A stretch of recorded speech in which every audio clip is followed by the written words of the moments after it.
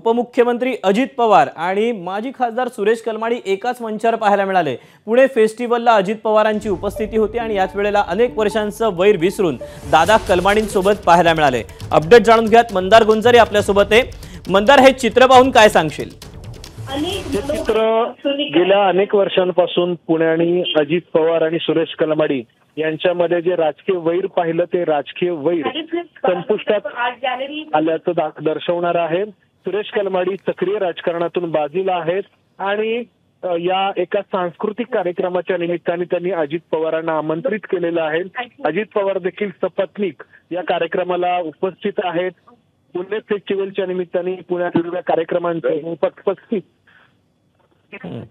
आयोजन करण्यात आलेलं आहे। मात्र सर्वांची नजर जी आहे ती अर्थातच सुरेश कलमाडी आणि अजित पवार यांच्याकडे, कारण अजित पवार जेव्हा राजकारणामध्ये आले, प्रवेश त्यांनी केला, तेव्हा पुण्याचा कारभार हा सुरेश कलमाडींकडे आणि सुरुवातीचा अजित पवारांचा राजकीय संघर्ष हा सुरेश कलमाडींसोबत राहिला।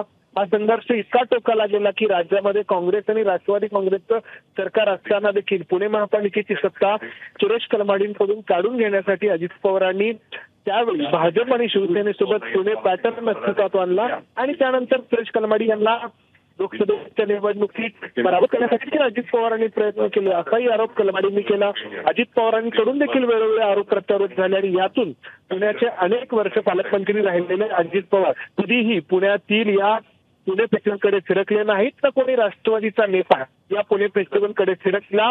36वा हा पुणे फेस्टिवल आहे। अजित पवारांना राजकारणात येऊन देखील जवळपास एवढीच वर्ष झालेली आहेत, मात्र पहिल्यांदाच अजित पवारांच्या हस्ते या पुणे फेस्टिवलचं उद्घाटन होतंय।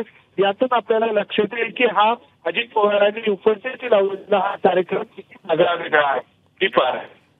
मंदार, धन्यवाद दिलेल्या सगळ्या सविस्तर माहितीबद्दल। तेव्हा अनेक वर्षांचं वैर विसरल्यानंतर आता अजित पवार आणि सुरेश कलमाडी हे आता एकाच मंचावर पाहायला मिळाले होते। अर्थात त्याला निमित्त होतं पुणे फेस्टिवलचं। एबीपी माझा, उघडा डोळे बघा नीट।